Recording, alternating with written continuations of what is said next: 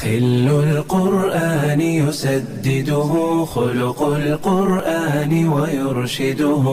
ogeysiis macadka barashada quraan ee Al-Ikram Quran Online Academy waxa uu ogeysiinayaa dhammaan bulshooyinka ku dhaqan daafaha dunida iyo Soomaaliyeedba inuu qaadanayo waxbarasho cusub. waxaad ku baran doontaan macadkan Quraanka Kariimka iyadoo ay ku dheer tahay barashada tafsiirkiisa iyo tajwiidkiisa, higaada axaadiista rasuulka sallallahu alayhi wasallam, caqiidada saxda ah, luqadda carabiga, tarbiyada caruurta iyo ducooyinka, iyadoo ay intaas ku sii dheer tahay culum kale oo aad u tiro badan. macadka Al-Ikram waxa uu ku diyaariyay macallimiin khibrad iyo waayo-aragnimo leh dhanka waxbarashada online-ka ah, iyadoo markasta heegan ay ku yihiin 24 saacadoodba.